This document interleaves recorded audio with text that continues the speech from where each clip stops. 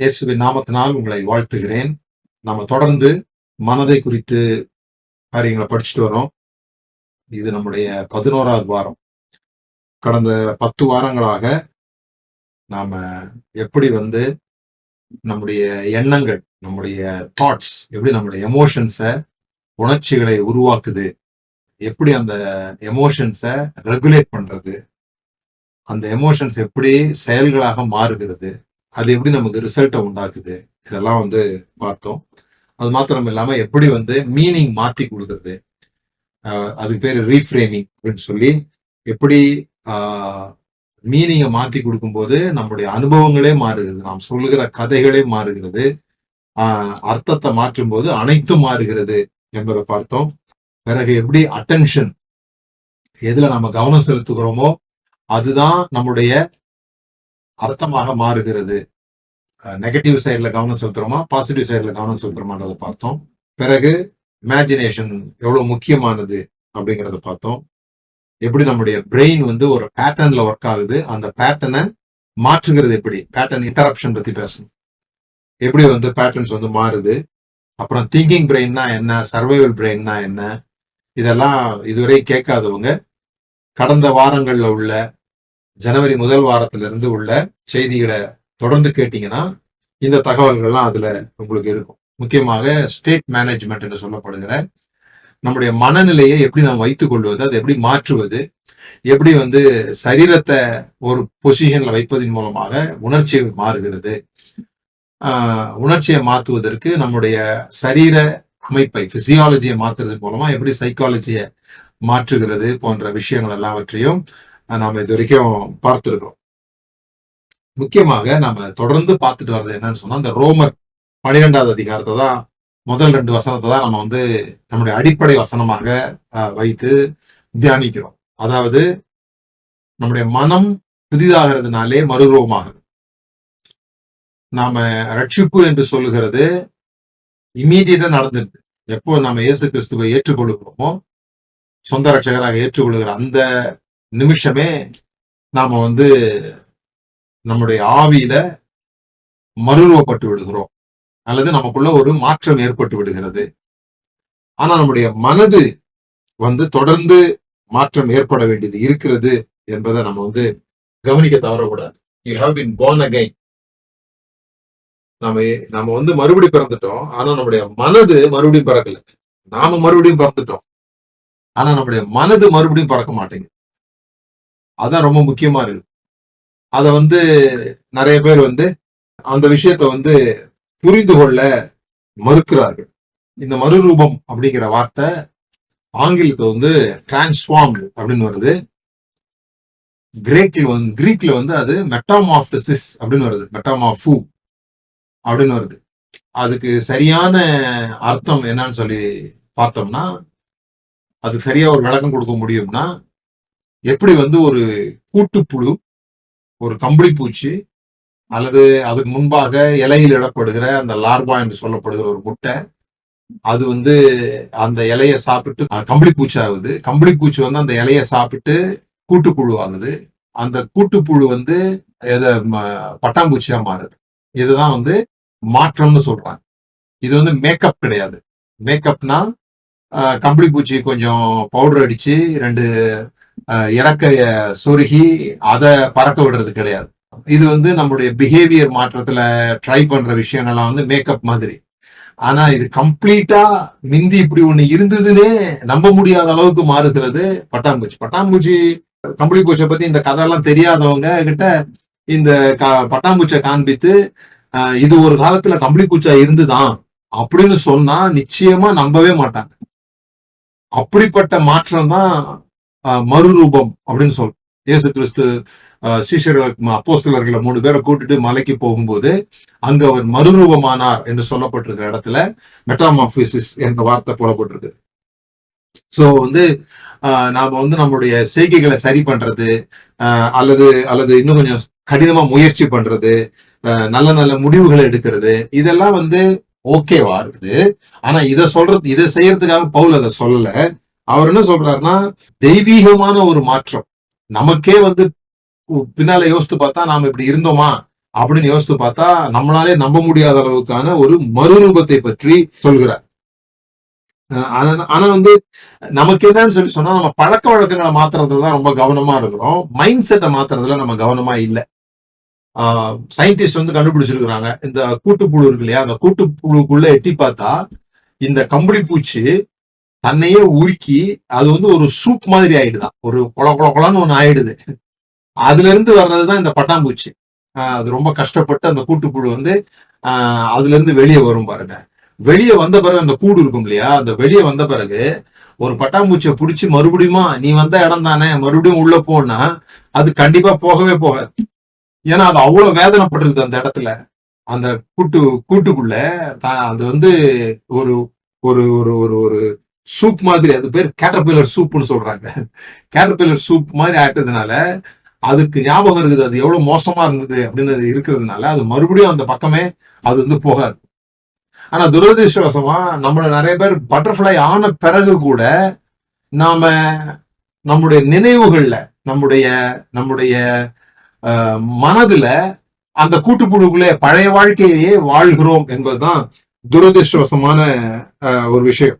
So நம்முடைய பழைய எண்ணங்களை ரீடெக்கரேட் பண்றது இல்ல நோக்கம், இது வந்து கம்ப்ளீட்டா ரீகன்ஸ்ட்ரக்ட் பண்றது அப்படிங்கறத நம்ம பார்த்துட்டு வரோம். அதுக்கு பேர் தான் ரினியூவிங் ஆஃப் த மைண்ட் அப்படின்னு சொல்றோம். ஏன்னா நம்முடைய வாழ்க்கையில இந்த மனது மாறாத வரையும் எதுவும் மாறாது. பவுல் சொல்றாரு இல்லையா, அந்த உலகத்திற்கு ஒத்த வேஷம் தெரியாமல் அப்படிங்கிறது வந்து கன்ஃபார்ம் அப்படின்னு போட்டிருக்கு. அதாவது இந்த வெளி உலகத்தினுடைய நடவடிக்கைகள்ல தான் நம்ம எல்லாருமே ஷேப் பண்ணப்படும். நம்ம வளர்ற சூழ்நிலை, நம்முடைய டீச்சிங்ஸு, நம்முடைய கலாச்சாரம், இதெல்லாம் தான் நம்மளை வந்து அதோடு கூட நம்மளை வந்து காப்பி பண்ண வைக்குது. அதற்கேற்றது போல்தான் நாம் வடிவமைக்கப்படுவோம். தமிழ்காரங்களாம் இப்படி இருப்பாங்க, இங்கிலீஷ்காரங்களாம் இப்படி இருப்பாங்க, ஜெர்மன்காரங்களாம் இப்படி இருப்பாங்கன்றது எப்படி சொல்றோம்னு சொல்லி சொன்னா, அந்தந்த கலாச்சாரம், அந்தந்த அவர்கள் பக்குவப்பட்ட விதம், அவர்களுடைய பாரம்பரியம், அவர்களுடைய பழக்க வழக்கம், இதெல்லாம் வந்து அவர்களை மனிதர்களோட ஒத்து போகிறதுக்கு, அவங்களாம் ஒரு சமுதாயமா வாழ்வதற்கு அவர்களுக்கு அது உதவியா இருக்குது. கன்ஃபார்மிங். ஆனா டிரான்ஸ்ஃபார்மிங்னா உள்ளுக்குள்ள பரிசுத்த ஆவியானவரும் தேவனுடைய வார்த்தையும் சேர்ந்து வேலை செய்யறதுனால நமக்குள்ளாக ஏற்படுகிற மாற்றங்கள், கலாச்சாரத்தினால இல்ல, பரிசுத்த ஆவியானவருடைய பலத்தினாலும் வேத வசனத்தினுடைய வல்லமையினாலும் நமக்குள்ள நம்முடைய மனதிலே ஏற்படுகிற மாற்றங்கள் என்பதைதான் பவுல் வந்து மனம் புதிதாகிறதுனாலே மறுரூபமாகுங்கள். அதுக்கு முன்னாடி அவர் சொல்றாரு, இந்த உலகத்திற்கு ஒத்த வேஷம் தெரியாமல் அப்படின்னு சொல்லி. உலகத்துக்கு ஒத்த வேஷம் தெரியாமல்னா நகை போடாம இருக்கிறதோ, மீசை எடுத்துடுறதோ, அல்லது மருந்து சாப்பிடாம இருக்கிறதோ, இன்னும் சொல்ல போனா படம் பார்க்காம இருக்கிறதோ கூட கிடையாது. அது பாக்குறதுனால எந்த பிரயோஜனமும் இல்லைன்னா பார்க்காம இருக்கலாம். ஆனா அதை இது இங்க சொல்லலன்னு சொல்றேன். அது இங்க எதுவும் சொல்லல. எப்பொழுதுமே இப்படி சொல்லுவாங்க, இஸ்ரவேல் ஜனங்களை வந்து எகிப்துல இருந்து வெளியே கொண்டு வர்றது கடவுளுக்கு ரொம்ப ஈஸியா இருந்துச்சு. 10 வாதையில முடிச்சாச்சு, அவங்க வெளியே கொண்டு வந்துருச்சு. ஆனா இவர்களுக்குள்ள இருக்கிற எகிப்தை வெளியே கொண்டு வர்றதுக்கு தான் ரொம்ப கஷ்டமா இருந்தது. இவங்க கர்த்தரை 10 முறை சோதிக்கிறாங்க. அவர்களை பார்வோன்ல இருந்து வெளியே கொண்டு வர்றதுக்கு கர்த்தர் 10 வாதைகள் அனுப்பி ஈஸியா வெளியே கொண்டு வந்துட்டார். ஆனா அவர்களுக்குள்ள இருக்கிற எகிப்தை வெளியே கொண்டு வருவது தான் ரொம்ப சிரமமா இருந்துச்சு. 40 வருஷங்கள் சுத்தி அந்த மாதிரிலாம் சம்பவங்கள் நடக்க வேண்டியது. ஏன்னா இந்த மனதை மாற்றுகிறது என்பது அவ்வளவு ஒரு கஷ்டமான விஷயமா இருக்குது. பாடி ஃப்ரீ ஆயிடுது, பாடி வந்து அடிமைத்தனத்திலிருந்து வெளியே வந்துடுச்சு. ஆனா மனது இன்னும் அடிமைத்தனத்திலே இருக்குது. எங்களுக்கு கொம்பட்டியா கிடைச்சது, எங்களுக்கு வெங்காயம் கிடைச்சது, நாங்க இறைச்சி பாத்திர தண்டையில இருந்தோம் அப்படின்னு சொல்லி அவருடைய சரீரம் விடுதலையானதை உணராம அவங்களுடைய மனது இன்னும் எகிப்தை நோக்கியே இருந்தது என்ற ஒரு மோசமான கட்டமைப்பை நம்ம வந்து இஸ்ரவேலுடைய வரலாறுல பார்க்கிறோம். அது அவர்களுடைய மாத்திரம் அல்ல, நம்முடையதுமா இருக்குது. நாம ரட்சிக்கப்பட்டோம்னு சொல்றோம், நம்முடைய பாவங்கள் மன்னிக்கப்பட்டுச்சு, ரட்சிக்கப்பட்டோம், புது வாழ்க்கைக்கு வந்துட்டோம், புதிய சிருஷ்டி ஆயிட்டோம்லாம் சொல்றோம். ஆனா நம்முடைய மனதை பார்த்தோம்னு சொல்லி சொன்னா அது அந்த கூட்டுப்புழு நிலைமையிலேயே எங்கேயோ ஒரு இடத்துல மாட்டிக்கிட்டு அந்த இடத்துலயே தான் இருக்குது. நாம கவனிக்க வேண்டியது எப்படிப்பட்ட நிலையிலிருந்து நாம வந்து மாறுகிறோம் அப்படிங்கிறத நம்ம வந்து பார்க்கணும். பவுல் கொரிந்தியர்ல சொல்றதை நம்ம பார்த்தோம்னா, இந்த பிரபஞ்சத்தின் தேவனானவன் நம்முடைய மனதை வந்து கட்டி வச்சிருக்கிறத பத்தி சொல்றோம். அதுதான் வந்து காஸ்பல்ன்ற வெளிச்சத்தை, சுவிசேஷன்ங்கிற வெளிச்சத்தை நம்மளால பார்க்க விடாத மாதிரி தடைப்படுகிறது என்பதை பார்க்கிறோம். இதுல முக்கியமான விஷயம் என்னன்னா, இந்த கொஞ்சம் 2 வார்த்தை அறிவியல் வார்த்தையை படிக்கணும்னா, ஒண்ணு வந்து நியூரோ பிளாஸ்டிசிட்டி அப்படின்னு சொல்றாங்க. சமீபத்துல ஒரு 1960 வரைக்குமே வந்து ஒரு ஆள் இப்படி பிறந்துட்டாருன்னா அப்படித்தான் இருப்பாரு, அவர் வந்து மாற மாட்டார் அப்படின்னு சொல்லி சொல்றாங்க, சொல்லி நம்புறாங்க. ஈவன் பைபிள்லயே நீங்க பாத்தீங்கன்னா ஒட்டகச்சிவிங்கனுடைய புள்ளிய வந்து மாத்த முடியாது, அதே மாதிரி வெள்ளை முடிய வந்து கருப்பா மாத்த முடியாது அப்படின்லாம் வந்து வேதாகமத்துல சொல்லப்படுறத பாக்குறோம். இன்னும் சொல்ல போனா இந்த 1960க்கு முன்னால மனிதர்கள் ஒரு விதமா பிறக்கிறாங்க, அப்படி பிறந்துட்டாங்கன்னா அப்படித்தான் அவங்க வாழ்வாங்க. தாயை போல பிள்ளை, நூலை போல சேலை, 5ல் விளையாதது 50ல் விளையுமா, இந்த மாதிரியாக மாற முடியாது என்பதற்கு தான் அவங்களுக்கு நிறைய அபிப்பிராயங்கள் இருந்துச்சு. ஆனா 1960ல ஒரு விஷயத்த கண்டுபிடிக்க ஆரம்பிச்சு 1990கள்ல பிக்ஸ் பண்ணாங்க. என்ன பிக்ஸ் பண்ணாங்கன்னா, நம்முடைய எண்ணங்கள், இதுவும் பைபிள் இருக்கு, அது மட்டும் பைபிள் இல்லை, இதுவும் பைபிள் இருக்கு. என்ன இருக்கு? ஒரு மனுஷன் அவனுடைய இருதயத்தின் நினைவு எப்படியோ அப்படியே மனுஷன் இருக்கிறான் அப்படிங்கறதும் பைபிள் இருக்கு. அதாவது மனுஷன் மாற முடியும். அததான் சயின்ஸ் கன்ஃபார்ம் பண்ணுது. என்ன கன்ஃபார்ம் பண்ணுது? நீங்க சிந்திக்கிற விதத்தினால உங்களுடைய பிரெயினுடைய ஷேப்பை வந்து மாத்திக்க முடியும். நாம சரியான விதத்துல சிந்திக்கும் போது நம்முடைய பிரெயினுடைய ஷேப் வந்து மாறுது, தவறான விதத்துல சிந்திக்கும் போது நம்முடைய பிரெயின் ஷேப் வேற மாதிரி மாறுது அப்படின்றதையும் கண்டுபிடிச்சிருக்கிறாங்க. அது மாத்திரம் இல்லாம அதை கண்டுபிடிக்கும் போது என்ன கண்டுபிடிக்கிறாங்கன்னா, நியூரல் பாத்வே அப்படின்றத கண்டுபிடிக்கிறாங்க. நியூரல் பாத்வே அப்படின்னு சொல்லி சொன்னா, நீங்க இந்த வயல்கள் எல்லாம் பாத்தீங்கன்னா வரப்புன்னு சொல்லுவோம், அல்லது காட்டு பகுதியில பாத்தீங்கன்னா ஒரு பாதை, ஒத்தையடி பாதை அப்படின்னு சொல்லுவோம். அந்த பாதை வந்து உருவாகி இருக்கும். எப்படி உருவாகி இருக்கும்? யாரோ சில பேர் அதுல தொடர்ந்து நடந்து நடந்து நடந்து நடந்து போனதுனால அந்த பாதை வந்து உருவாகி இருக்கும். நடக்க பாதைகள் வேண்டும், நடக்க நடக்க பாதைகள் உருவாகும். நடக்கிறதுக்கு பாதைகள் வேண்டும்ன்றது உண்மைதான். ஆனா நடக்க நடக்க பாதை, நீங்க இப்படி போறீங்க, ஒருத்தர் அப்படிதான் பாதை இருக்குன்னு வச்சுக்கோங்க, குறுக்குல ஒரு பாதை போடணும் அப்படின்னு சொல்லி சொன்னா, சில பேர் அது மேல நடந்து போயிட்டே இருந்தாங்கன்னா முதல்ல அது புல்லு இருக்கும், அந்த புல்லு எல்லாம் மடங்கும், அது மேல நடக்க நடக்க நடக்க ஒரு பாதை மாதிரி உருவாகும். திரும்ப திரும்ப நடக்க அதுல தெளிவான ஒரு பாதை உண்டாயிடும். அது போல நீங்க யோசித்து பாருங்க, உங்க பிரெயினை யோசித்து பாருங்க. ஒரு புது விஷயத்தை நீங்க கற்றுக்கொள்ளும் பொழுது முதல்ல ஆரம்பத்துல அது கடினமா இருக்குது, பிறகு அது இயல்பா மாறுது. ஏன்னா அங்க ஒரு புதிய பாதை ஒண்ணு உருவாகுது. இததான் வந்து நியூரல் பாத்வே அப்படின்னு சொல்றாங்க. அதை பத்தி எல்லாம் ஆரம்ப வாரங்கள்ல தெளிவா நம்ம வந்து பேசியிருக்கோம். எப்படி வந்து 2 நியூரான் வந்து எப்படி வந்து ஃபயர் ஆகுது, neurons fire together stay together, அது வந்து பைண்ட் ஆகுது, ஒன்னோட ஒண்ணு வந்து பிடிச்சிக்கிட்ட பிறகு சும்மா ஒரு நினைவுகள் நினைத்தாலே அது ஃபயர் ஆக ஆரம்பிச்சிருது, அந்த பாதை வந்து நமக்கு உருவாக ஆரம்பிக்குது. சோ புதிய எண்ணங்கள் மூலமாக, புது சிருஷ்டி அப்படின்னு சொல்றது, புதிய எண்ணங்கள் மூலமாக நம்மளுடைய மனதுல புதிய காரியங்களை விதைக்கிறோம். வேத வசனத்தின் மூலமாக, பரிசுத்தனுடைய டைரக்ஷன் மூலமாக புதிய எண்ணங்களை விதைக்கும் போது நம்முடைய மைண்ட் அல்லது நம்முடைய பிரெயினுடைய ஷேப்பே வந்து மாறுது அப்படின்றதுதான் ரொம்ப முக்கியமான விஷயமா இருக்கு. இதெல்லாம் வந்து அதான் வந்து கண்டுபிடிக்கிறாங்க. ஆனா பவுல் வந்து 60கள்ல, கிபி 60கள்ல இதை வந்து எழுதியிருக்கிறார். மனம் புதிதாகிறதுனாலே மறுரூபமாகுங்கள், மனது வந்து புதிதாக முடியும் அப்படிங்கறதெல்லாம் அவங்க எழுதியிருக்கிறாங்க. எப்படி மனிதனுடைய எண்ணங்கள் தான் மனிதனை உருவாக்குது அப்படின்னு சொல்லிட்டு. சோ இப்ப சயின்ஸ் வந்து எல்லாத்தையும் வந்து கண்டுபிடிக்குதுன்னு சொல்ல மாட்டேன், சயின்ஸ் வந்து கன்ஃபார்ம் பண்ணுது. அன்னைக்கு எழுதும் போது அவங்களுக்கு சயின்டிபிக் வார்த்தைங்க தெரியாது, அவங்களுக்கு சயின்டிபிக்ல இன்னைக்கு நம்ம பயன்படுத்துகிற மொழி அவர்களுக்கு தெரியாம இருந்திருக்கலாம், அதுக்கான லாங்குவேஜ் அவங்க கொடுக்காம இருந்திருக்கலாம். ஆனா அவங்களுடைய கருத்து வந்து அன்றைக்கு அவர்கள் அத இவங்கெல்லாம் வந்து அதை கன்ஃபார்ம் பண்றதுனால கண்டுபிடிச்சிருக்கிறாங்க, இப்படிலாம் வந்து செய்ய முடியும் அப்படின்னு சொல்லிட்டு. ஸோ நியூரோ பிளாஸ்டிசிட்டி அப்படின்றது நம்முடைய மூளை வந்து மாற்றப்பட முடியும்னு சொல்றது. மாற்றப்பட முடியும்ன்றதுல எவ்வளோ ஒரு குட் நியூஸ் இருக்குது.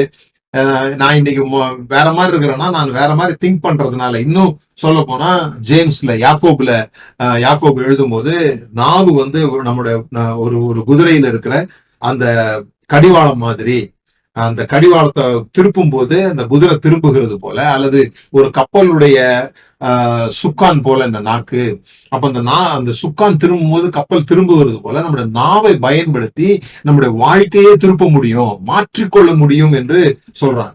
அப்ப அதனுடைய பேட் நியூஸ் என்னன்னு சொல்லி சொன்னா, தொடர்ந்து நாம நெகட்டிவா கேடாக சிந்தித்தோம்னா அது நாம நினைக்காத டைரக்ஷனுக்கு அது போக முடியும். அப்போ ஒரு டைரக்ஷனை செட் பண்ணி அந்த டைரக்ஷனுக்கு நேரம் போகணும்னாலும் இந்த தாட், இந்த எமோஷன்ஸை மாத்துறதன் மூலமா அங்க போக முடியும். அதே மாதிரி அது எவ்வளவு உண்மையோ அதே போல பேட் தாட்ஸ் மூலமாக, தவறான சிந்தனைகள் மூலமாக தவறான வழிகள்லயும் நம்மளால என்ன பண்ண முடியும், போக முடியும் என்பதை நாம புரிந்து கொள்ளணும். அப்படிதான் பயங்கள் உருவாகுது. நாம தொடர்ந்து நெகட்டிவ் செல்ஃப் டாக், நமக்குள்ளேயே நம்மளை பற்றி மோசமா பேசுறது, தொடர்ந்து தோல்வியை பத்தி யோசிக்கிறது, தொடர்ந்து முன்னேற முடியாதுன்னு யோசிக்கிறதுலாம் நம்மள பயமுள்ளவர்களாக மாற்றி அந்த நியூரல் பாத், அப்படி ஒரு பாதையை அது உண்டு பண்ணி விடுகிறது. சோ முக்கியமாக பவுல் சொல்லும் போது நம்முடைய சிந்தனைகளை நம்ம சிறைபிடிக்கிறோம் அப்படின்றத பத்தி ஒரு வார்ஃபேர் லாங்குவேஜ் பேசுறேன். அது ஒரு போராட்டம் மாதிரி பேசுறேன். நம்முடைய சிந்தனைகளை நாம சிறைபிடிக்கணும், எல்லாவற்றையும் கீழ்ப்படுத்துகிறோம், சிறைபிடிக்கிறோம். இதெல்லாம் ஒரு ஒரு ஒரு ஒரு யுத்த மொழி மாதிரி இருக்கு. ஸோ இந்த காரியங்களோடு கூட நாம எப்படி நம்முடைய மனதை மாற்றுகிறது என்பதை நம்ம பார்க்க போறோம். இன்னும் சொல்ல போனா ஒரு வார்ட்ரோப் ஒன்று யோசித்துக்கோங்க, ஒரு துணி பீரோ ஒன்று யோசித்துக்கோங்க. துணி பீரோ யோசித்துக்கோங்க. அந்த துணி பீரோ நீங்க அதை மாத்தணும்னு நினைக்கிறீங்க. மாத்தணும்னு நினைச்சு உங்களுடைய சைஸ் ஏதோ மாறிடுச்சு, ஏதோ ஒரு காரியத்துக்காக நீங்க முழுசா மாத்தணும் அப்படின்னு நினைக்கிறீங்க. அல்லது நீங்க ஒரு டயட்ல போய் உங்களுக்கு எல்லாம் குறைஞ்சிருச்சு, வேற சைஸ், கம்மி சைஸுக்கு ஆயிடுச்சு. இப்ப போய் நீங்க ஒரு 10 துணி வாங்கிட்டு வர்றீங்க, புதுசா நம்ம இனிமே இதை போடணும் அப்படின்னு வாங்கிட்டு வர்றீங்க. வாங்கிட்டு என்ன பண்றீங்க அப்படின்னு சொன்னா, இந்த பழைய துணி இருக்குல்ல, அதை வெளியே கொண்டு வராம அந்த துணியோடு கூட இந்த துணியை வச்சுட்டீங்கன்னு வச்சுக்கோங்க. ஒவ்வொரு முறை நீங்க துணி போடணும்னு திறக்கும் போதும் குழம்பு போறதுக்கு வாய்ப்பு இருக்கு. எந்த துணி எடுக்கிறது அப்படின்னு தெரியாம போறதுக்கு வாய்ப்பு இருக்கு. நம்முடைய மனதிலையும் கூட அந்த மாதிரிதான் ஓல்டு தாட்டும் நியூ தாட்டும் சேர்ந்து இருக்கும்போது சில சங்கடங்கள் உருவாகுது.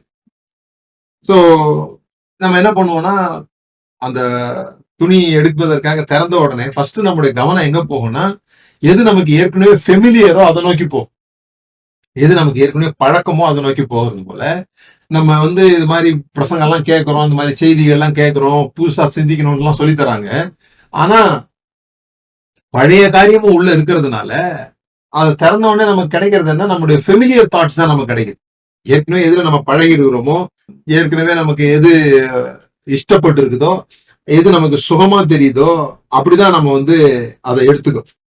சோ எபேசியர் 4வது அதிகாரத்துல பவுல் சொல்கிற காரியத்தை நம்ம பார்க்கலாம். எபேசியர் 4:22, 23, 24. அந்தபடி முந்தின நடக்கைக்குரிய மோசம் போகும் இச்சைகளை கெட்டு போகிற பழைய மனுஷனை நீங்கள் களைந்து போட்டு உங்கள் உள்ளத்திலே புதிதான ஆவி உள்ளவர்களாகி மெய்யான நீதியிலும் பரிசுத்தத்திலும் தேவனுடைய சாயலாக சிருஷ்டிக்கப்பட்ட புதிய மனுஷனை தரித்துக் கொள்ளுங்கள். இங்க 3 லெவல நம்ம பாக்குறோம். 3 லெவல் சொல்லப்பட்டிருக்கிறத நம்ம பாக்குறோம். களைந்து போட்டு புதிதான ஆவி உள்ளவர்களாகி, பி மேட் நியூ. ஒன்னு களைந்து போட்டு, 2வது புதிதான ஆவி உள்ளவர்களாகி, 3வது புதிய மனுஷனை தரித்து கொள்ளுங்கள். ஒன்னு களைந்து போட்டு, முதல்ல நீக்கிறத பத்தி பேசியிருக்கு. 2வது புதிதான ஆவி உள்ளவர்களாகி அப்படின்னு பேசியிருக்கு. 3வது தரித்து கொண்டு. சோ 3 லெவல் இருக்கு. நிறைய பேர் இந்த களைந்து போட்டு ஸ்ட்ரெயிட்டா தரித்து கொள்ளுகிறதுக்கு போயிடுறாங்க. சில பேர் களைந்து போடுறதே இல்ல, அந்த பழைய மனுஷனை களைந்து போடுறதே இல்ல. ஏன்னா நமக்கு தெரிய மாட்டேங்குது என்ன செய்யணும்னு சொல்லிட்டு நிறைய பேர் வில் பவரை யோசிக்கிறாங்க, கடினமா முயற்சி பண்றதன் மூலமாக யோசிக்கிறாங்க. நீங்க எக்ஸசைஸா பண்ணா கூட இந்த மசில் சீக்கிரம் டயர்ட் ஆகுது பாருங்க. இந்த மசில் ஒரு வெயிட்டை தூக்கி வைக்க வைக்க மசில் டயர்ட் ஆகுது, மசில் ஃபேட்டிக்னு சொல்றாங்க. அது போல வில் பவர் என்ன பண்ணுதுன்னா நம்முடைய மனதை சோர்வுற செய்கிறது. ஏன்னா ஒவ்வொரு முறை நீங்க முயற்சி செய்யும் போதும் பேலன்ஸ் செலவிடுறீங்க. பேலன்ஸ் செலவிடும் பொழுது அது ஒரு விதமான சோர்வை நமக்கு தருது. சோ இந்த வில் பவர் சீக்கிரத்துல ரன் அவுட் ஆயிடுது, சீக்கிரத்துல காணாம போயிடுது. அதனாலதான் நம்ம 1ஆம் தேதி தீர்மானம் எடுத்துட்டு அதை நம்மளால கண்டினியூ பண்ண முடியல, டயட் எடுத்துட்டு கண்டினியூ பண்ண முடியல, ஜிம்ல செஞ்சுட்டு கண்டினியூ போக முடியல. ஏன்னா வில் பவர்ல நீங்க போகும்போதுல அந்த முயற்சி நிமித்தமாக செய்யணும்னு நினைக்கும் போது ஒரு பெரிய சோர்வை நம்ம சந்திக்கணும். அதனாலதான் ஐடென்டிட்டி சேஞ்ச் ரொம்ப முக்கியம்னு சொல்றேன். நான் கண்டிப்பா ஜிம்முக்கு போவேன் அப்படின்னு சொல்லி முயற்சி பண்ணி நிறைய பேர் தோத்து போறேன். நான் கண்டிப்பா இந்த சாப்பாடு எல்லாம் சாப்பிட மாட்டேன், சுகரே இனிமே எடுக்க மாட்டேன் அப்படின்னு சொல்லிட்டு அவன் அந்த நேரத்துல தான் ரொம்ப ஆசை வந்தது சுகர் சாப்பிடணும்னு சொல்லிட்டு. ஆனா ஐடென்டிட்டியா நான் ஒரு ஆரோக்கியமான மனிதன், நான் ஆரோக்கியமானவன், நான் உடம்ப ரொம்ப கேர் கொடுக்கறவன், அந்த மாதிரியான ஒரு சிந்தனையில நீங்க இருந்தீங்கன்னா, நீங்க யார் என்பதுல நீங்க உறுதியா இருந்தீங்கன்னா, இந்த பழக்க வழக்கங்களை மாற்றுறதுன்றது ரொம்ப ஈஸியா மாறிடுது. ஸோ ஐடென்டிட்டி சேஞ்ச் தான் ரொம்ப முக்கியமா இருக்குது. அதை தான் எப்படி செய்யணும் அப்படின்னு சொல்லி நம்ம பார்க்கணும்.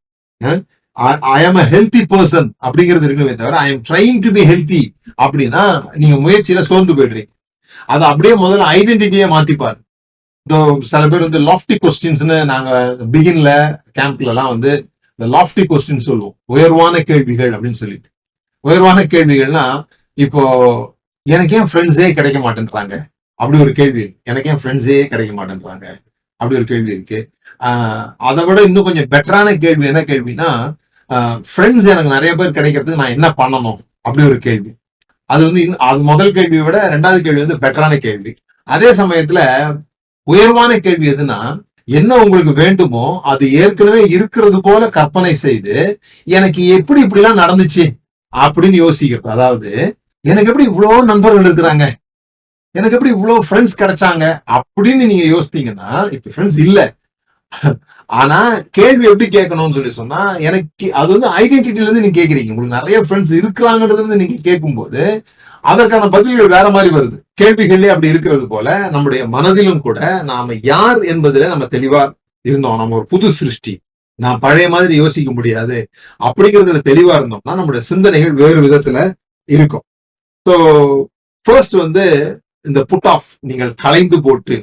இந்த கலைந்து போட்டு அப்படிங்கிறதுக்கு ரெண்டு காரியங்கள் தேவைப்படுது. இந்த புட் ஆஃப் அப்படின்னு சொல்லி சொன்னா, conscious decisive rejection of the old patterns of thinking. இது வந்து கான்சியஸா எடுக்கிற ஒரு தீர்மானம்னு சொல்லலாம். அப்ப கவனமா இருக்கணும். இது வந்து பழைய சிந்தனை அப்படின்னு நான் கண்டுபிடிக்கிறதுல நான் கவனமா இருக்கணும். ஃபர்ஸ்ட் இதுல ரெண்டு விஷயம் தேவை. ஒண்ணு வந்து அவேர்னஸ், எது பழைய சிந்தனை அப்படிங்கிறத கவனிக்கிறதுல நமக்கு ஒரு விழிப்புணர்வு தேவை. ரெண்டாவது, கான்சியஸா நான் இதை சிந்திக்க போகிறது இல்லை என்ற தீர்மானித்து அதை ரிஜெக்ட் பண்றதுதான் ரொம்ப ரொம்ப முக்கியம். Consciously saying no to the world. பழைய இது பழைய விதமான சிந்தனை, இது குழந்தைக்குரிய சிந்தனை. போல் சொல்றாரு இல்லையா, நான் குழந்தையா இருந்த போது குழந்தை கேட்டவர்களை சிந்தித்தேன், குழந்தையை போல யோசித்தேன். புருஷனான போது அவைகள் ஒழிந்து விட்டதுன்னு சொல்லல, ஒழித்து விட்டேன்னு சொல்றாரு. தானா அது போகிறது இல்ல.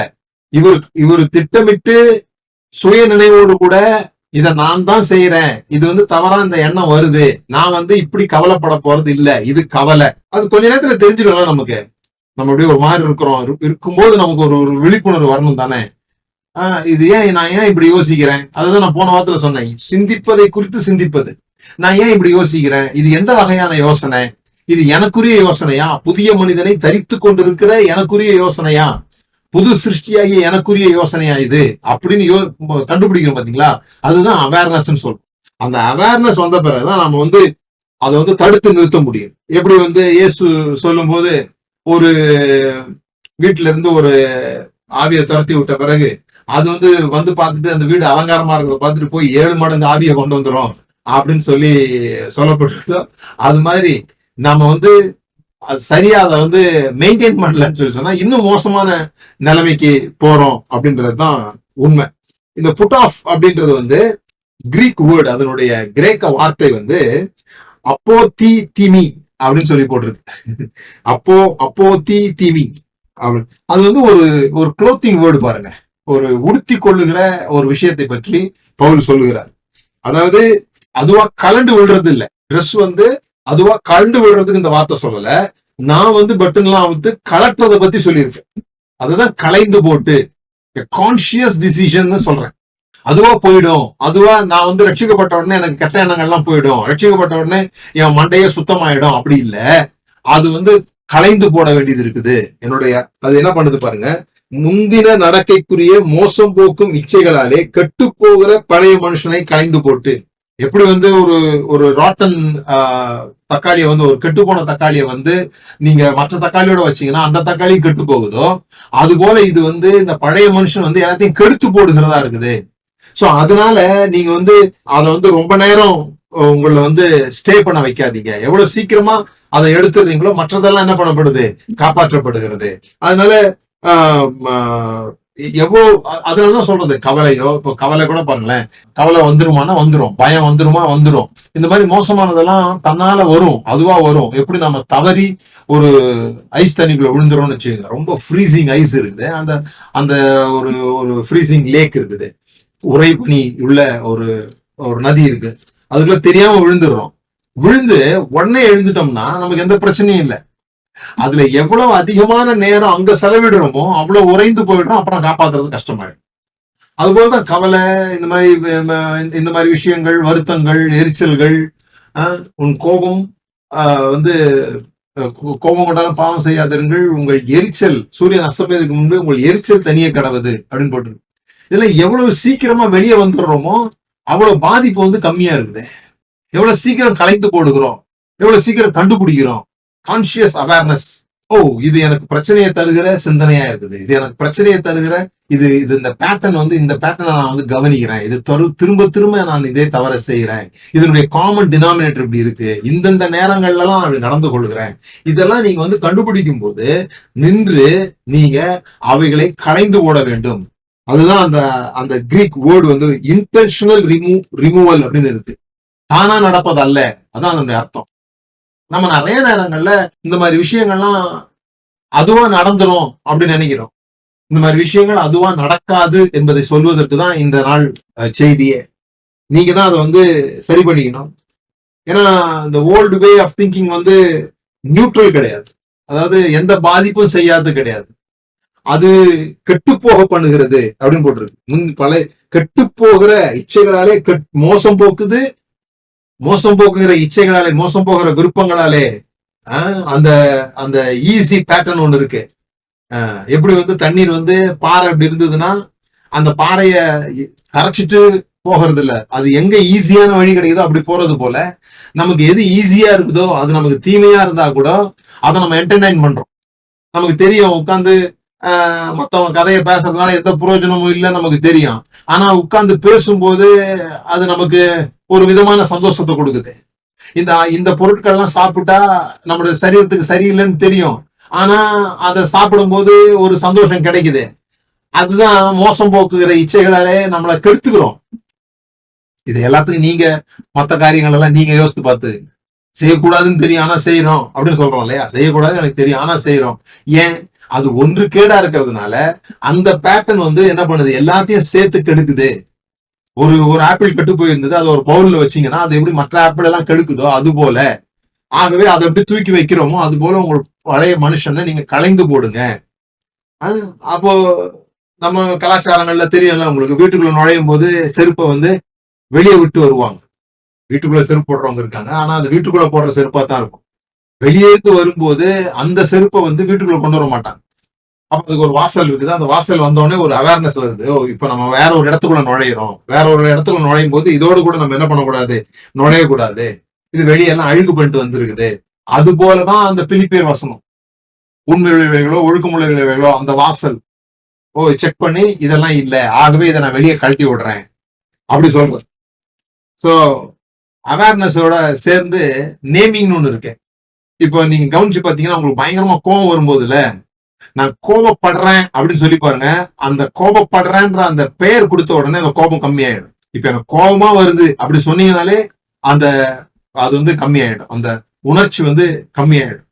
இதெல்லாம் நான் எங்களுடைய ட்ரைப் குரூப்ல பேசுறோம், எப்படி வந்து ப்ராக்டிக்கலான விஷயங்களை செய்யறது, எப்படி பிரீத்திங் சேஞ்ச் பண்றது மூலமா இதெல்லாம் சேஞ்ச் பண்றது அப்படிலாம். சோ இந்த நேமிங்ன்றது ரொம்ப ரொம்ப முக்கியம். உங்களோட எமோஷனை நேம் பண்ணுங்க. ஒரு முறை நாங்க ட்ரைப்ல இதை பத்தி பேசும்போது நமக்கு தெரிஞ்சது 4 எமோஷன் தான் தெரியுது, கோபம், வருத்தம், அந்த மாதிரி ஒரு 4 வார்த்தை தான் நமக்கு தெரியுது. ஆனா நாங்க ஒரு 36 வார்த்தையே என்னமோ அந்த எமோஷன்ஸுக்கு கண்டுபிடிச்சோம். Shades of emotions. ஒரு வெறும் கோபம் மட்டும் இல்லை, அதுல வருத்தம் இருக்கும், சங்கடம் இருக்கும், நிறைய வார்த்தைங்க அந்த கோபத்தையே வந்து நீர்த்து போக செய்கிற வார்த்தைகள் இருக்குது. அப்ப அந்த எமோஷன்ஸுக்கு நீங்க பேர் கொடுக்கும் போது அந்த உணர்ச்சிகள் குறைந்து போகிறத நம்ம பார்க்கலாம், அல்லது இல்லாமற் போகிறத நம்ம பார்க்கலாம். தாவீது சொல்றது போல, என் ஆத்துமாவே நீ ஏன் தயங்குகிறாய், என் ஆத்துமாவே நீ ஏன் கலங்குகிறாய் அப்படின்னு அவரை பார்த்து பேசுறாரு பாருங்க. அந்த மாதிரி அதுக்கு வந்து பெயரிடணும் அப்படின்னு சொல்றோம். அந்த பெயரிடும் போது நம்முடைய மூளையில் உள்ள பகுதியெல்லாம் சொன்னால ப்ரீஃப்ரண்டல் கோர்டெக்ஸ் அப்படிலாம் நம்ம பேசணுமே, திங்கிங் பிரெயின் அதெல்லாம் சொல்றோமே, அதெல்லாம் வேலை செய்யுது. அப்சர்வேஷன் பண்றதுனால, இந்த முன் மூளைக்கு வேலை கொடுக்கறதுனால அந்த பய மூளை இருக்கு பாருங்க, சர்வைவல் பிரெயின், அதுல போய் மாட்டிக்காம இங்கேயே திங்க் பண்ண வைக்கிறதுனால ரத்த ஓட்டங்கள் இங்க இருந்து அங்க போகாம இங்கேயே தடுக்கப்படுகிறது. அப்ப நம்ம சிந்திக்கிற போது பயம் போயிடும், தெளிவு இருந்ததுன்னா பயம் போயிடும். எதை குறித்து நமக்கு தெளிவு இல்லையோ, எதை நம்மளால சமாளிக்க முடியலையோ அதுக்குதான் பேனிக் ஆகிறோம், அங்கதான் நம்ம பயப்படுறோம், அங்கதான் நம்ம உறைஞ்சு போறோம். ஆனா அதுக்கு பேர் கொடுக்கும் போது நாம சிந்திக்க ஆரம்பிச்சிடுறோம். ஏன்னா பேர் கொடுக்கறதுன்றது சிந்திக்கிற வேலை. அப்ப சிந்தனை மூளைக்கு வேலை கொடுக்கும் போது பய மூளை பின்வாங்கிடும். அதான் நீங்க புரிஞ்சுக்கணும். சோ ஃபர்ஸ்ட் நம்ம அத நீக்கின பிறகு சும்மா இருக்க முடியாது. நீக்கின பிறகு அது புதிதாக்கணும். நீங்கள் உங்கள் உள்ளத்திலே புதிதான ஆவி உள்ளவர்களாகி, எப்பொழுதுமே சிந்தனை விஷயத்துல நீங்க போராடி ஜெயிக்க முடியாது. அதாவது நான் சிந்திக்க மாட்டேன், நான் தப்பா சிந்திக்க மாட்டேன்னு சொல்றதுனால நீங்க ஜெயம் எடுக்க முடியாது. அது எப்படின்னு சொன்னா, இந்த வெள்ளை காக்காவை யோசிக்காதீங்கன்னு சொல்லுவாங்கல்ல, வெள்ளை காக்கா, வெள்ளை யானை, எதா இருந்தாலும் ஓகே, யோசிக்காதீங்கன்னு சொல்லுவாங்க. நீங்க அப்படி யோசிக்காதீங்கன்னு சொன்ன உடனே நீங்க அதை தான் யோசிக்க ஆரம்பிப்பீங்க. நீங்க அதை எவ்வளவு ஜெயிக்கவே முடியாது. நான் இனிமே யோசிக்க மாட்டேன், எதை யோசிக்க மாட்டேன், வெள்ளை யானை யோசிக்க மாட்டேன்னு சொல்லணும். அப்படி ஜெயிக்கவே முடியாது. அப்ப என்ன பண்ணணும்னா, ரீப்ளேஸ் பண்ணணும், புதிதாக ஒன்றை கொண்டு வைக்கணும். கருப்பு யானை அப்படி நீங்க யோசித்தீங்க, மஞ்சள் யானை அப்படின்னு யோசித்தீங்கன்னா வெள்ளை யானை யோசிக்கிறது இல்லாம போயிடும். நான் யோசிக்க மாட்டேன்ல, நான் வெள்ளை யானையே யோசிக்க மாட்டேன்னு சொல்றதுக்கு பதிலா நான் கருப்பு யானையை யோசிக்கிறேன் அப்படின்னு சொல்லி இதுக்கு பதிலாக இதை ரீப்ளேஸ் பண்ணணும். அதுதான் உங்கள் உள்ளத்தில் புதிதான ஆவி உள்ளவர்களாகி அப்படிங்கிறதுக்கு அர்த்தம். Being transformed. உங்கள் உள்ளத்தில் புதிதான ஆவி உள்ளவர்கள் ஆகி அப்படின்னா பிரசன்ட் கண்டினியூஸ், அது தொடர்ந்து நடந்து கொண்டே இருக்கிறது. அது ஹேப்பனிங், அது நடந்து முடிகிற ஒரு விஷயம் கிடையாது, அதை முடிச்சிட முடியாது. அது ஒவ்வொரு நாளும் நடக்க வேண்டிய விஷயம். ஒவ்வொரு நாளும் அது நமக்குள்ளாக புதுசாக தொடர்ந்து நம்ம ரீப்ளேஸ் பண்ணிக்கிட்டே இருக்கணும். எப்பெல்லாம் அவேர்னஸ் வருதோ, எப்பெல்லாம் பழசுன்னு யோசிக்கிறோமோ, இந்த பழசை நான் யோசிக்க மாட்டேன்றது இல்லை, இந்த பழசுக்கு நேர் எதிரான இந்த பழசை நெகட்டிவ்னா அதுக்கு நேர் எதிர்பாதமான பாசிட்டிவை நான் என்னுடைய மனதுல நிலைநிறுத்துவேன் அப்படின்னு சொல்றது. எப்படி ஒரு வெள்ளை கலரை நீங்க மாத்தணும் அப்படின்னு சொல்லி சொன்னா, அது மேல ஒரு பெயிண்ட் அடிப்போம் இல்லையா, ஒரு டை பண்ணுவோம் இல்லையா, அந்த மாதிரி ஒரு கலர் அடிச்சு அந்த கலரை மாத்துறது போல நீங்க இந்த எண்ணத்திற்கு மேலாக அந்த எண்ணத்தை நீங்க கொண்டு வரணும். அதுதான் ரொம்ப ரொம்ப முக்கியமானது. மூன்றாவது, உடுத்தி கொண்டு. இந்த லெவல் 2ல நம்ம இன்னர் ஹீட்டிங், இன்னும் நிறைய விஷயங்கள் மூலமாக நாம அதை சரி பண்ணிக்க முடியும். பரிசுத்தாவினுடைய உதவியின் மூலமாக நாங்க பிகின் கேம்ப்ல சில டூல்ஸ் எல்லாம் கொடுக்குறோம். அந்த டூல்ஸ் மூலமா நம்ம அந்த புதிதான ஆவி உள்ளவர்களாக முடியும். அப்புறம் மூணாவது நமக்கு இந்த தரித்து கொண்டு உங்கள் உள்ளத்திலே புதிதான ஆவி உள்ளவர்களாகி மெய்யான நீதியிலும் பரிசுத்தத்திலும் தேவனுடைய சாயலாக சிருஷ்டிக்கப்பட்ட புதிய மனுஷனை தரித்து கொள்ளுங்கள். எண்டு அப்படின்னு கிரீக் வார்த்தை. இந்த எண்டு அப்படிங்கிறது அது மறுபடியும் ஒரு குளோத்திங் வேர்டு தான். ஆனா அந்த உடை உடுத்தது சாதாரண உடையை பத்தி சொல்ல. அது என்ன உடை பத்தி சொல்லிதுன்னா, ஒரு போர் வீரன் தன்னுடைய போர் உடை இருக்கு இல்லையா, அந்த போர் உடைய உடுக்கிறது போல, அல்லது ஒரு ராஜா அவனுடைய ராயல் ரோப்ஸை மாற்றுறது போல அதை கவனமா எடுத்து என்ன பண்ணிக்கணுமா, மாட்டிக்கணுமா. ஏன் அப்படி போர் வீரனுடைய இதை சொல்லியிருக்குன்னா, அவன் அதை உண்டாக்கி மாட்ட போறது இல்லை, அதை மாற்றுறதுனால ஒருத்தன் போர் வீரன் ஆக போறது இல்லை. நான் ஒரு ராஜாவுடைய ட்ரெஸ் எடுத்து நான் போட்டா நான் ராஜா ஆக போறது இல்லை. நான் ராஜாவா இருக்கிறதுனால அந்த ட்ரெஸ் எடுத்து போடுறேன். நான் அததான் அந்த வார்த்தையில எண்டுவோ அப்படின்ற வார்த்தையில உள்ள விஷயம் என்னன்னு சொல்லி சொன்னா, நீங்க ஒரு ட்ரெஸ்ஸ போடுறத பத்தி மட்டும் இல்ல, அது நீங்க தான் போடணும். எப்படி போடணும், எதை போடணும், மெய்யான நீதியிலும் பரிசுத்தத்திலும் தேவனுடைய சாயலாக சிருஷ்டிக்கப்படுங்கன்னு சொல்லல, சிருஷ்டிக்கப்பட்ட, ஆல்ரெடி ஹேப்பன்ட். நீங்க அதை உருவாக்க போறது இல்ல, நீங்க தரித்து கொள்ள போறீங்க.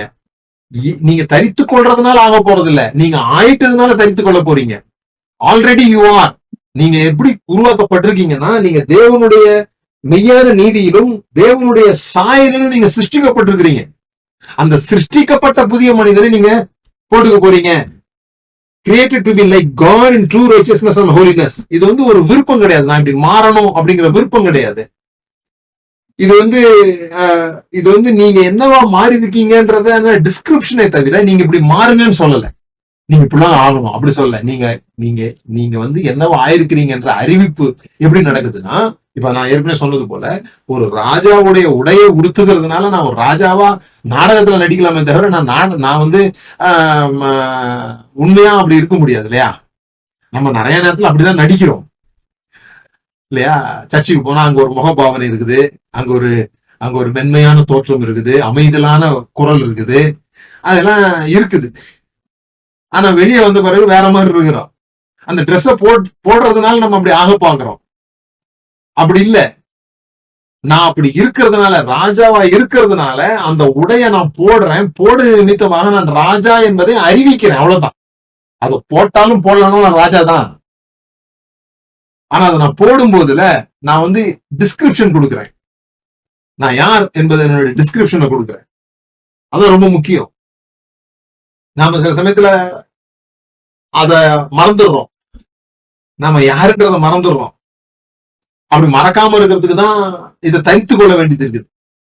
அதை தரிக்கும் போதெல்லாம் நமக்கு வந்து ஞாபகம் வருது. அதனாலதான் அது வந்து டெய்லி டெலிபரேட் ஆக்ட். ஒவ்வொரு நாளும் அந்த கார்மெண்ட்டை போய் நான் யார் என்பதை எனக்கு நான் சொல்லும்படியாக, நான் யாரா மாறணும்னு ஆசைப்படுறது இல்ல, நான் மாறி இருக்கிறேன், நான் இன்னவா இருக்கிறேன்னு சொல்றதுக்காக இந்த உடையை நான் போடுகிறேன். அதான் third level, deeper level of thinking. கொலோசியர் 3வது அதிகாரத்துல அதுதான் நம்ம பார்க்கிறோம். அதை பார்த்து நான் முடிக்கிறேன். கொலோசியர் 3வது அதிகாரம் 5வது வசனத்துல, ஆகையால் உபச்சாரம், அசுத்தம், மோகம், துர்ரிச்சை, விக்கிரகாராதனை, பொருளாசை இவைகளை பூமியில் உண்டு பண்ணுகிற உங்கள் அவயவங்களை அழித்து போடுங்கள். இதான் அங்கேயும் சொல்லியிருக்குது. பழைய மனுஷன் கெட்டு போகிறதெல்லாம் இதெல்லாம் கெட்டு போக பண்ணுகிறது. இதெல்லாம் கெட்டு போக பண்றதுனால அவைகளை அழித்து போடுங்கள் அல்லது அவிழ்த்து போடுங்கள். அவைகள்லாம் இல்லாம பார்த்துக்குங்க. அப்புறம் 9வது அதிகாரம், ஒருவருக்கு ஒரு பொய் சொல்லாதிருங்கள், பழைய மனுஷனையும் அவன் செய்கைகளையும் களைந்து போட்டு தன்னை சிருஷ்டித்தவருடைய சாயலோகப்பாய் பூரண அறையுடையபடி புதிதாக்கப்பட்ட புதிய மனுஷனை தரித்துக் கொள்ளுங்கள். இல்ல, தரித்துக் கொண்டிருக்கிறீர்களே. கொலோசியர்ல எழுதும் போது நீங்க தரித்துக் கொண்டிருக்கிறீர்களே போட்டிருக்கிற, தரித்துக் கொண்டிருக்கிறீர்களே. இப்ப 12, ஆகையால் நீங்கள் தேவனால் தெரிந்து கொள்ள பரிசுத்தரும் பிரியருமாய் உருக்கமான எதெல்லாம் அந்த நியூ ட்ரெஸ், எதெல்லாம் நீங்க தரித்து கொள்ள வேண்டும், எதெல்லாம் களைந்து போட வேண்டும்னு சொல்லுது, எதெல்லாம் தரித்து கொள்ள வேண்டும்னு சொல்லுது பாருங்க. உருக்கமான இரக்கத்தையும் தயவையும் மனத்தாழ்மையையும் சாந்தத்தையும் நீடிய பொறுமையும் தரித்து கொண்டு ஒருவர் தாங்கி ஒருவர் பேர் ஒரு குறைபாடு உண்டானால் கிறிஸ்து உங்களுக்கு மன்னித்தது போல ஒருவருக்கொருவர் மன்னியுங்கள். இவை எல்லாவற்றிலும் பூரண சத்குணத்தினால் கட்டாகிய அன்பை தரித்து கொள்ளுங்கள். எதை தரித்து கொள்ளணும்? எதை ட்ரெஸ்ஸா? அன்புதான் ட்ரெஸ். அதை போட்டுங்கன்னு சொல்ற. சோ இந்த இந்த 3 லெவல் தான் உங்களுடைய மைண்ட் ரினியூவல். மைண்ட் ரினியூவல் ஒரு மூமெண்ட்ல நடக்கிறது இல்ல. ஒரு இமைப்பொழுதிலே நாம் மறுரூபமாவோம் அப்படிங்கிறது நம்முடைய பாடிலி டிரான்ஸ்ஃபர்மேஷன் சொல்லுது. ஆனா நம்முடைய மைண்ட் டிரான்ஸ்ஃபர்மேஷன்ன்றது இமைப்பொழுதில் நடக்கிற விஷயம் இல்ல.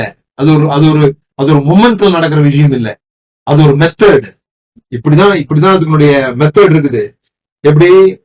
ஒண்ணு களைந்து போட்டு, 2வது புதிதான ஆவி உள்ளவர்களாகி, 3வது அத புதிய மனுஷனை தரித்துக் கொண்டிருக்கிறீர்களே, புதிய மனுஷனை தரித்துக் கொள்ளுங்கள். அதுல முக்கியமா கவனிக்க வேண்டியது, நீங்க தரிக்கிறதுனால நீங்க அப்படி ஆக போறது இல்ல, நீங்க ஆயிருக்கிறதுனால தரித்துக் கொள்ளுகிறீங்க. உங்களுக்கு ஒரு டிஸ்கிரிப்ஷனை கொடுக்குறீங்க அப்படிங்கிறத நீங்க புரிந்து கொள்ளணும்.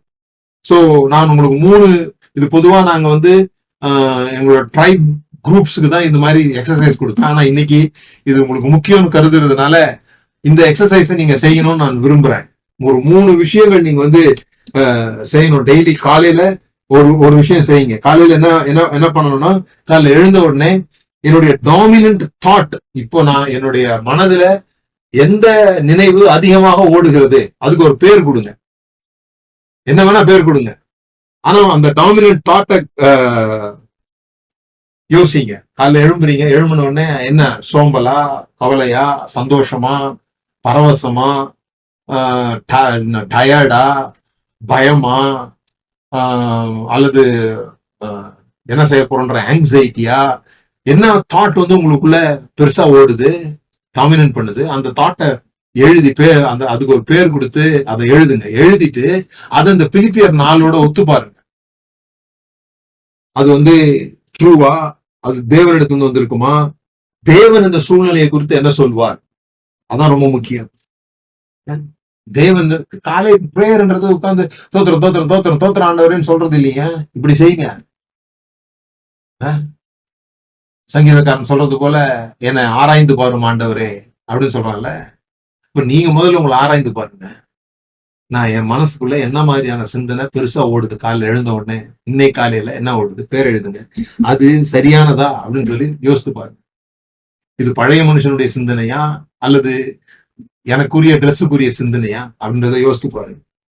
ரெண்டாவது, அந்த நாள் முழுவதும் செய்ய வேண்டியது என்னன்னா, உங்களுக்கு ஒரு நெகட்டிவ் தாட் வரும்போது அதை வந்து மறுதளிக்காதீங்க, அதை இல்லாம போக பண்ணாதீங்க. இப்படிலாம் நான் யோசிக்க மாட்டேன் அப்படிலாம் யோசிக்காதீங்க.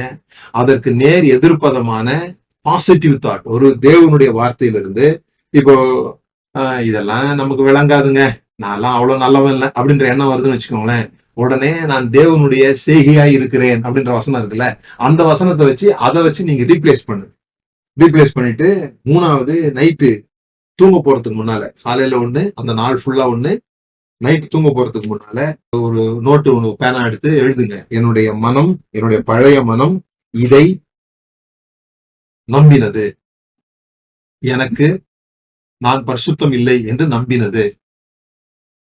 என்னுடைய புதிய மனம் வேதத்தின் அடிப்படையில் இது நான் இப்படி இருக்கிறேன், கிறிஸ்துவுக்குள் பரிசுத்தமாயிருக்கிறேன் என்று சொல்கிறது. என்னுடைய பழைய மனம் இதை நம்புகிறது, என்னுடைய புதிய மனம் வேதத்தின் அடிப்படையில் இதை சொல்கிறது. இப்படி ஒரு 7 நாளைக்கு செய்யுங்க. எப்படி மாற்றம் ஏற்படுதுன்னு பாருங்க. அப்படிதான் மனதை புதுப்பிக்கணும். அப்படி மனதை புதுப்பிக்கிறது மூலமாக நீங்க மறுரூபம் அடைவீங்க. உங்க வாழ்க்கையில நீங்க வேற ஒரு பாதையை தெரிந்து கொள்வீங்க. நம்ம தொடர்ந்து சந்திப்போம். இன்னும் நிறைய காரியங்களை நம்ம பேச வேண்டியிருக்குது மனதை பத்தி. ஆனா இன்னைக்கு நீங்க தெரிஞ்சுக்கணும், ஒரே நேரத்துல ஒரு கம்பளி பூச்சியாகவும் பட்டாம்பூச்சியாகவும் இருக்க முடியாது. எப்படி ஒரே ஊற்றுல இருந்து தித்திப்பும் கசப்புமான நீர் வராதோ, அது போல ஒரே நேரத்துல ஒரு கம்பளி பூச்சியாகவும் பட்டாம்பூச்சியும் இருக்க முடியாது போல, நீங்க ஒரே நேரத்துல பழைய மனுஷனும் புது மனுஷனாவும் இருக்க முடியாது. ஒண்ணு பழைய மனுஷனா இருக்கணும், இல்லைன்னா புது மனுஷனா இருக்கணும். அப்ப அதுக்கு நடுவில் ஒண்ணு நடக்கணும். இதை களைந்து போட்டு அந்த புதிதான ஆவி உள்ளவர்கள் ஆகி நீங்க புதிய மனுஷனை, புதிய உடையை தரித்து கொள்ள வேண்டும். இதுதான் அந்த 3 levels of renewing of mind, மனதை புதுப்பிக்கிறதுனுடைய 3 படிகள். ஆசீர்வதிக்கப்பட்டிருக்கிறீங்க. தொடர்ந்து சந்திப்போம்.